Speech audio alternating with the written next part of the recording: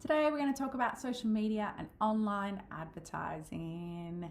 This is actually the biggest form of advertising that you would be encountering in your everyday life. So here's some key stats. Social media, as I said, is the largest way that brands advertise online, and actually probably the biggest way in which you're saturated with advertising throughout your day-to-day life. It's also the most effective form of advertising on the metrics of, so if you use the following criteria: click-through rate, that is, you receive an ad and there's links in it, you actually hit, shop now, for instance, and it takes you to the website. So opening links from ads, and also website engagement. So Instagram business accounts as one example of a social media that is particularly big with advertising. Instagram business accounts have a 1.46 follower increase per month on average, which, in a kind of broad sense is solid, steady growth. That means you're kind of guaranteed to pick up some momentum as a business account on Instagram. It's a pretty stable way to advertise. In 2020, and obviously there's a global pandemic that's hit the world in 2020, so there's a lot more online purchasing happening in general. In 2020, it's notable that the number of social media users increased by 1.3 million per day. So even just in terms of who you're hitting, who is seeing your advertisements, social media is the way to go, really, in terms of advertising.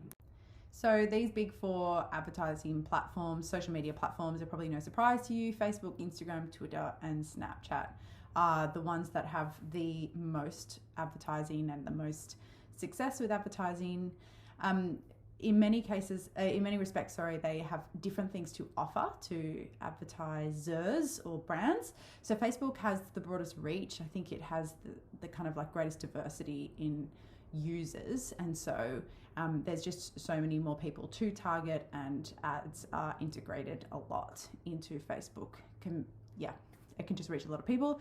Instagram has by kind of its track record, I think, the most success with deep engagement with brands. So people tend to follow brands that they like on Instagram, and it has like a really high success with click-through rate. So that stat there, 92% of users said they've followed a brand, clicked on their website, or made a purchase after seeing a product or service on the platform. And the tagging function, it really assists with that.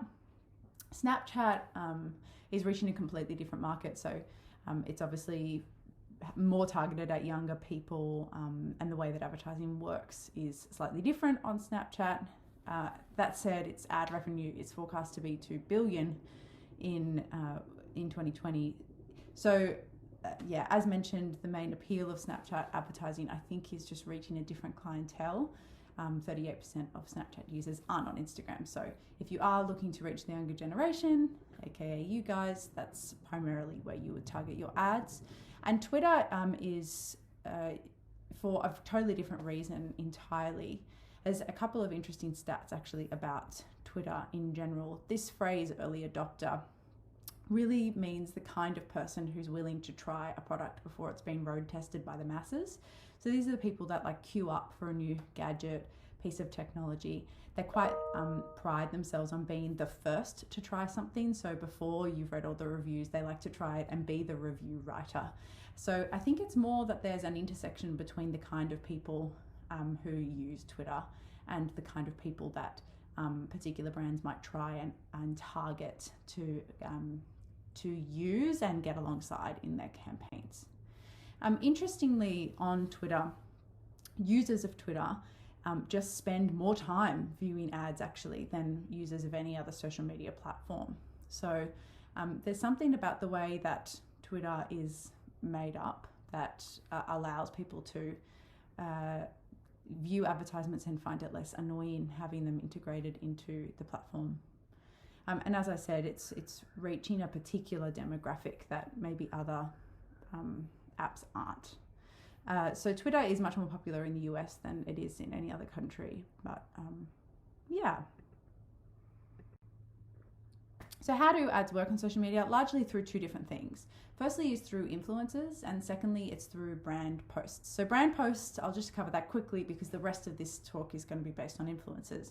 Brand posts are exactly what you would expect advertisements to look like on a social media platform. So If you're flicking through a story or scrolling through any kind of feed or explore feature, they are literally just posts that are put out by the brand from the brand's particular social media presence.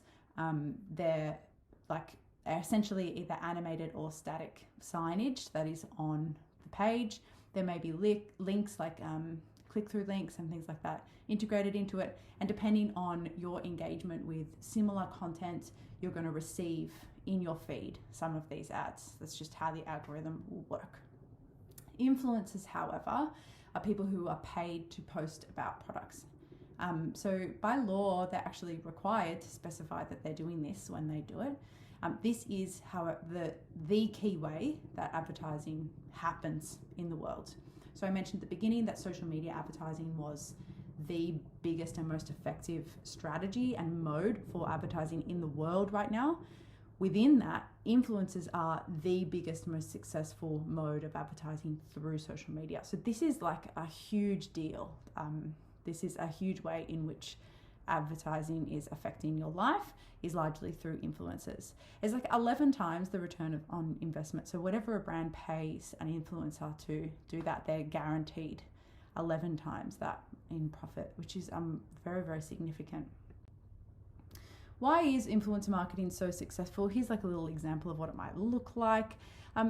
In general, ironically, I think it's because it doesn't feel like an ad. So friend recommendations, like word of mouth, verbal recommendations, somebody that you trust telling you that a product is good, has been and always will be the most powerful influencing factor over your purchasing habits. Obviously, with a friend, you feel like the recommendation is more credible because A, they don't have an agenda, so they're not being paid to say it, so why would they tell you unless it was true? B, because if they are your friend, you probably agree with their taste and their judgment on things. And thirdly, I suppose, like if they know you, if they've thought of a product specifically, it feels a little bit more bespoke and tailored to you. So a celebrity or influencer who you on your social media that you have chosen to follow, recommending something to their followers. So that's kind of the closest thing you can get to that word of mouth friend recommendation experience in paid advertising. And on one level, if you're following that person, it's probably because you like the content that they're posting, you think they dress well, you think they eat well, you think they have good philosophies on life. So if they say, read this book, if they say, buy this clothing item, then you're likely to buy that or likely to at least endorse it because you agree with all their judgments on everything else.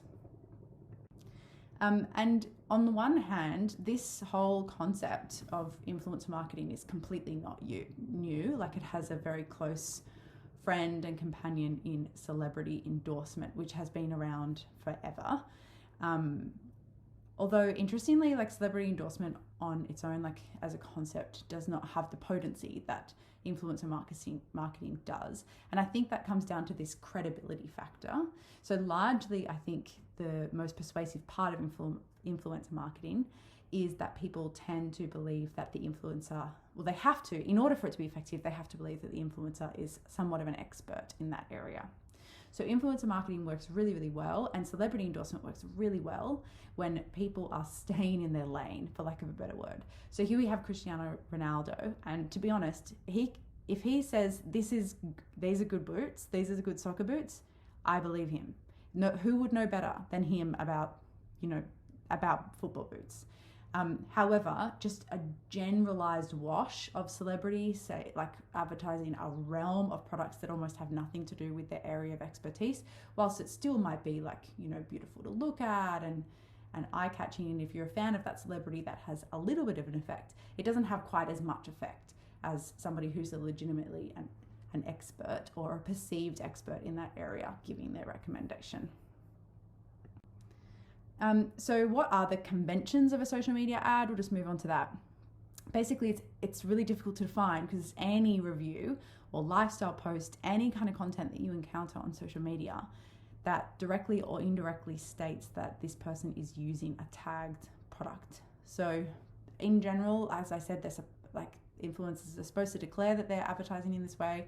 Best practice ethically says that influencers should say paid, sponsored, or ad somewhere, but oftentimes they don't. You can see these, like sometimes it's in the hashtags, sometimes there is a link in the actual kind of caption of the post, or a link on the bio that you're kind of directed to in the caption. But basically, what makes it effective is when it feels less like an ad and feels more like a friend recommending something that they actually use, or just telling you about their skincare routine, or just telling you about what they ate for breakfast or lunch, and it just happens to include a product that they're coincidentally getting paid to push to their audience. So really, it's hiding in plain sight. Like it's really tricky to pick up on, because it's going to look deliberately like all of their other posts. The more that it blends in, the more kind of powerful it is. In the future, I suppose that this will continue to evolve, following kind of the same pattern and trend. So I just pulled up this little article here. It does, it's got a kind of catchy headline, influencer fatigue. And I talked about advertising fatigue again in kind of the last video, this idea that we're so saturated in advertising. So we just get so sick of seeing the same kinds of things over and over again. And I think eventually social media users, and already it's begun, that there's a fatigue. People are getting sick of just seeing all of these paid and sponsored posts. They just don't want to see their favorite celebrities always talking about what herbal tea they're drinking in order to lose weight, or what exercise regime they're promoting this week. So there is a real sense of trying to improve the authenticity of some of these advertising strategies. And one that I noticed here that's in this article is Fenty Beauty, which is Rihanna's beauty line. It does kind of say here that Rihanna selected 5 creators who shared Fenty Beauty's mission of beauty for all, and then they took over the brand's TikTok account. I think this is a good example of what the future of advertising could look like. It said here, for centuries, companies have used social proof to reach new audiences and sell more products, started with royal approvals and celebrity endorsements, more recently influencer marketing. It's like a brief history of online, or kind of of influencer marketing, I suppose, the origins of it.